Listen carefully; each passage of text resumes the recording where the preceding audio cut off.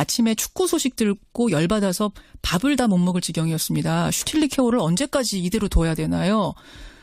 이런 문자들이 아까 포인트 뉴스부터 쏟아져가지고요. 저희가 오늘은 그러니까 비트코인 인터뷰를 하루 좀 미루고 축구 얘기를 먼저 해보려고 합니다.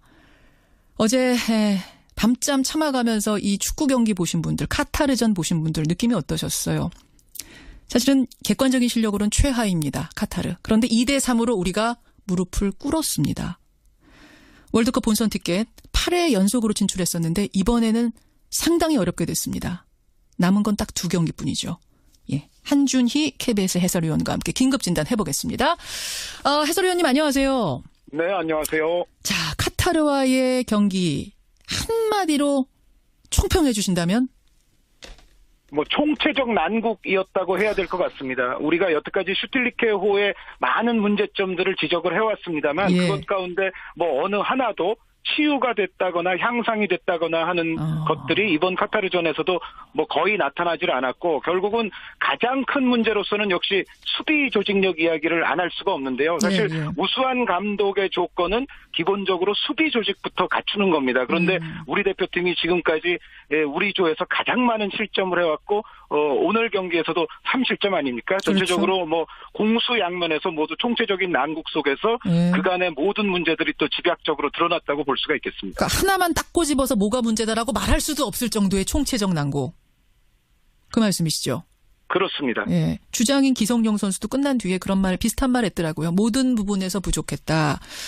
근데 손흥민 선수의 그 부상이요. 오른 손목에 부상당하면서 30분 만에 교체가 됐잖아요. 요것도 좀 전략의 큰 손실은 아니었나요?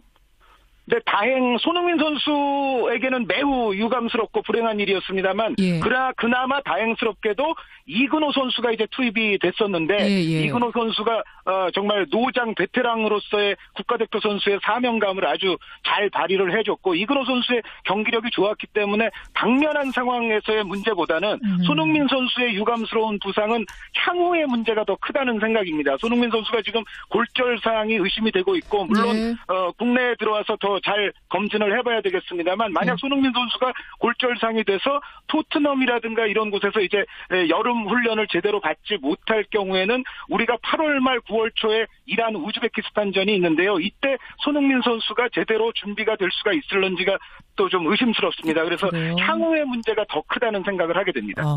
아니 사실은 이제 카타르 전만 이렇게 잠깐 부진했다면 실수할 수도 있지, 한 번 이럴 수도 있지 할 텐데 문제는 지난 3월에도 중국한테 0대1로 졌습니다.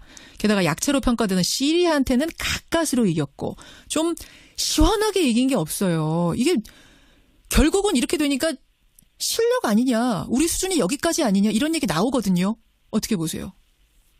감독이 문제냐 선수들의 문제냐에 대해서 갑론을박이 많이 있었습니다만 제가 봤을 때 선수들의 문제도 당연히 지적할 수 있습니다. 우리 선수들이 카타르전도 그렇지만은 전체적인 예선 과정에서 기본적인 볼 간수가 안 되는 상황도 많이 나왔었고 또 아까 수비 지적을 좀 했습니다만 카타르전에서도 사실 선수들 개개인의 수비적인 판단 미스라든가 위치 선정 미스들이 많이 나타났었거든요. 실책도 있었고 그래서 선수들의 어떤 기량 문제도 분명히 우리가 짚고 넘어가야 됩니다만 사실은 이렇게 기량이 조금 부족한 부분들이 있더라도 이 팀의 능력을 더욱더 극대화시키고 또 상대에 알맞는 맞춤형 디테일을 찾아내서 또 상대를 공략하는 것은 어디까지나 또 수장의 책임이라고 볼 수가 있거든요. 그렇죠. 제가 봤을 때 우리 선수들도 물론 완벽하지 않습니다만 사태를 이 지경까지 몰고 온 것은 역시 슈틸케 감독의 책임이 가장 1차적이다라고 이야기를 해야 될 것 같습니다. 사실은 저도 그 질문 지금 드리려고 했던 게 선수 한 명 한 명 보면 다 세계적인 무대에서 뛰는 사람들. 그러니까 카타르나 중국하고는 개개인을 봤을 땐 비교 불가 아닌가요?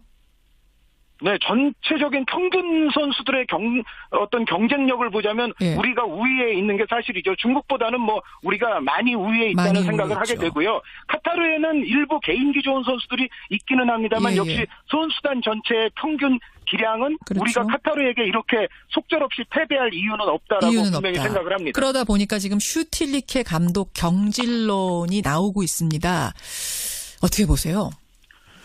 사실 슈틸케 감독의 위기가 완전히 가시화된 거는 작년 10월 이란전 패배의 이후입니다. 그때 예. 이제 우리가 승점상으로도 아주 대척간두에 걸려버렸기 때문에 사실 그 이후 11월 달 우즈베키스탄전이 만약에 우리가 패하기라도 했다면은 아마 제 생각에는 슈틸케 감독은 거기서 경질이 됐을 겁니다. 그런데 우리가 아주 근근히 또 역전승을 거뒀거든요. 맞아요. 우즈벡에게. 그렇죠. 그러면서 사실은 어떤 의미에서는 골든타임을 우리가 조금 놓친 감이 있습니다. 사실 슈틸케 감독에게 2014 브라질 월드컵 이후 주어졌던 충분했던 시간을 고려해 본다면 예. 그간의 어떤 여러 가지 경기력 향상이 없었던 것, 이것을 비추어 보면 사실 우즈베키스탄전 결과 여부와 상관없이 그때 경질이 조금 더 논의가 되었어야 되고, 그리고 좀 전에 진행자께서 말씀하신 대로 3월에 이제 중국전 또 패배 이후 정말 본격적인 회의를 하지 않았습니까? 예. 거기서 다시 한번 이제 유임이 되는 결과가 됐기 때문에 예. 결국은 가장 좋은 골든타임 작년 연말을 놓치고 또 이제 3월에 결국은 대안부재로 인해서 뭐 유임이 된다 이런 결론이 그렇죠. 나왔던 것이 오늘날 이 위기를 또 초래했다는 생각이 듭니다.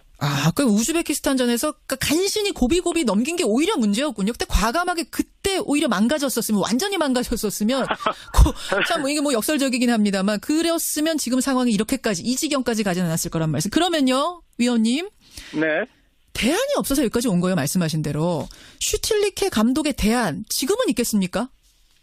사실 지금 8월 말 9월 초에 우리가 중요한 두 경기를 치러야 되는 입장에서 예. 우리 대표팀을 뭐 당장 외국인 감독이 와서 우리 대표팀의 여러 가지 모든 문제와 우리 선수들을 다 파악해가지고 팀을 만든다는 것은 사실 지금은 시간이 너무 여유가 없기 때문에 그렇죠. 만약에 이번에 슈틸케 감독을 정지를 한다면 당분간은 두 경기 정도는 국내 감독의 어떤 대행 체제로 일단은 가고 본선 진출을 한 확정 짓고 나서 뭔가 예. 그때 새로운 결정을 해야 된다는 생각입니다. 그래서 예. 당분간 그럼 이제 뭐 국내 대행은 누가 맡을 것이냐. 누가? 사실 이전에 3월에 여러 가지 논의를 할 때도 뭐 허정무 감독이라든가 김호곤 감독이라든가 신태용 감독이라든가 맞아요. 이런 인물들의 이름이 또 거명이 됐었기 때문에 예. 만약에 이번에 슈틸케 감독이 경질이 된다면 이번에도 또 유사한 분들이 거명이 되지 않을까라는 예상은 해볼 수가 있겠습니다. 벌써 청취자 여러분들이 뭐 여러 이름들을 보내주고 계시는데 결국은 국내 쪽에서 뭔가 대안을 찾아야 되지 않겠는가. 이런 문자가 하나 들어왔어요. 그 U20, 그러니까 20살 이하 월드컵에서 엄청난 활약했던 이승우 선수, 백승호 선수 여기 데려올 수는 없는 겁니까? 이런 질문? 네, 데려올 수 있습니다. 그러니까 20세 이하가 아니라 17세 이하 선수라 할지라도 성인 대표팀은 뭐 누구나 데려올 수 있거든요. 다만 이제 그 판단을 하는 것은 뭐 슈틸케 감독이 됐든 아니면 예. 이 경질을 하고 또 새로운 대행이 됐든 아니면 아예 또 나중에 새로운 감독이 오게 됐든 결국은 그 감독이 판단을 해서 이승우 선수가 우리 대표팀에 필요하다 아니다를 판단을 하게 되는데, 필요하다는 생각을 하게 되면 나이에 관계없이 항상 부를 수 있습니다. 한 해설위원님은 어떻게 생각하세요? 저는 저 개인적인 견해는 이승우 같은 선수는 한 명 정도는 대표팀에 필요하다는 생각을 저는 합니다. 그러니까 이승우 선수가 아직까지 본격 프로 무대를 사실 뛰지를 않았던 어떤 핸디캡이 있고, 그리고 뭐 신체 조건상으로도 약점이 있다는 얘기들이 여러 차례 나오고는 있습니다만 제가 봤을 때는 이승우 선수는 이승우 선수의 독특한 스타일을 가진 장점이 있기 때문에 알겠습니다. 대표팀에 불러들일 만한 저는 이유는 있다고 생각을 하거든요. 우리 대표팀의 기존의 자원들 가운데 이승우와 유사한 스타일이 없기 때문에 한 번쯤은 테스트해 볼 수 있지 않을까라는 생각입니다. 여기까지 어제 카타르, 오늘이군요. 오늘 새벽이니까요. 예, 카타르전에 대한 이야기. 사실은 저도 그 질문 지금 드리려고 했던 게, 선수 한 명 한 명 보면 다 세계적인 무대에서 뛰는 사람들. 그러니까 카타르나 중국하고는 개개인을 봤을 땐 비교 불가 아닌가요? 네, 전체적인 평균 선수들의 어떤 경쟁력을 보자면 우리가 우위에 있는 게 사실이죠. 중국보다는 뭐 우리가 많이 우위에 있다는 생각을 하게 되고요. 카타르에는 일부 개인기 좋은 선수들이 있기는 합니다만 역시 선수단 전체의 평균 기량은 우리가 카타르에게 이렇게 속절없이 패배할 이유는 없다라고 분명히 생각을 합니다. 그러다 보니까 지금 슈틸리케 감독 경질론이 나오고 있습니다. 어떻게 보세요? 사실 슈틸케 감독의 위기가 완전히 가시화된 거는 작년 10월 이란전 패배의 이후입니다. 그때 이제 우리가 승점상으로도 아주 대척간두에 걸려버렸기 때문에 사실 그 이후 11월 달 우즈베키스탄전이 만약에 우리가 패악이라도 했다면은 아마 제 생각에는 슈틸리케 감독은 거기서 경질이 됐을 겁니다. 그런데 우리가 아주 근근히 또 역전승을 거뒀거든요. 맞아요. 우즈벡에게. 그렇죠. 그러면서 사실은 어떤 의미에서는 골든타임을 우리가 조금 놓친 감이 있습니다. 사실 슈틸리케 감독에게 2014 브라질 월드컵 이후 주어졌던 충분했던 시간을 고려해 본다면 그간의 어떤 여러 가지 경기력 향상이 없었던 것, 이것을 비추어 보면 사실 우즈베키스탄전 결과 여부와 상관없이 그때 경질이 조금 더 아침에 축구 소식 듣고 열받아서 밥을 다 못 먹을 지경이었습니다. 슈틸리케오를 언제까지 이대로 둬야 되나요? 이런 문자들이 아까 포인트 뉴스부터 쏟아져가지고요. 저희가 오늘은 그러니까 비트코인 인터뷰를 하루 좀 미루고 축구 얘기를 먼저 해보려고 합니다. 어제 밤잠 참아가면서 이 축구 경기 보신 분들, 카타르전 보신 분들 느낌이 어떠셨어요? 사실은 객관적인 실력으로는 최하입니다. 카타르. 그런데 2대3으로 우리가 무릎을 꿇었습니다. 월드컵 본선 티켓 8회 연속으로 진출했었는데 이번에는 상당히 어렵게 됐습니다. 남은 건 딱 2경기뿐이죠. 예, 한준희 KBS 해설위원과 함께 긴급 진단 해보겠습니다. 해설위원님 안녕하세요. 네, 안녕하세요. 자, 카타르와의 경기 한마디로 총평해 주신다면?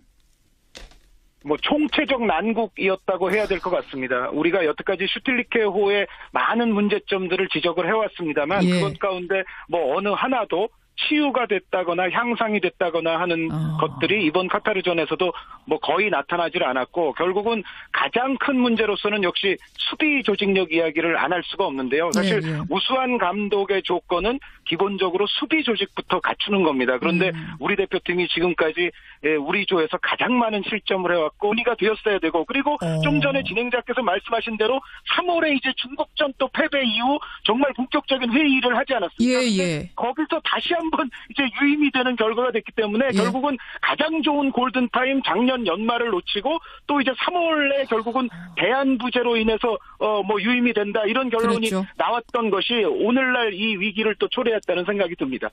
그 우즈베키스탄전에서 간신히 고비고비 넘긴 게 오히려 문제였군요. 그때 과감하게 그때 오히려 망가졌었으면 완전히 망가졌었으면 참 이게 역설적이긴 합니다만 그랬으면 지금 상황이 이렇게까지 이 지경까지 가지 않았을 거란 말씀. 그러면요, 위원님. 네. 대안이 없어서 여기까지 온 거예요. 말씀하신 대로. 슈틸리케 감독의 대안 지금은 있겠습니까? 사실 지금 8월 말 9월 초에 우리가 중요한 2경기를 치러야 되는 입장에서 우리 대표팀을 당장 외국인 감독이 와서 우리 대표팀의 여러 가지 모든 문제와 우리 선수들을 다 파악해가지고 팀을 만든다는 것은 사실 지금은 시간이 너무 여유가 없기 때문에 만약에 이번에 슈틸리케 감독을 정지를 한다면 당분간은 2경기 정도는 국내 감독의 어떤 대행 체제로 일단은 가고 본선 진출을 확정 짓고 나서 뭔가 그때 새로운 결정을 해야 된다는 생각입니다. 그래서 당분간 그럼 이제 국내 대행은 누가 맡을 것이냐 사실입니다. 아니 사실은 이제 카타르 전만 이렇게 잠깐 부진했다면 실수할 수도 있지 한 번 이럴 수도 있지 할 텐데 문제는 지난 3월에도 중국한테 0대1로 졌습니다. 게다가 약체로 평가되는 시리아한테는 가까스로 이겼고 좀 시원하게 이긴 게 없어요. 이게 결국은 이렇게 되니까 실력 아니냐, 우리 수준이 여기까지 아니냐 이런 얘기 나오거든요. 어떻게 보세요?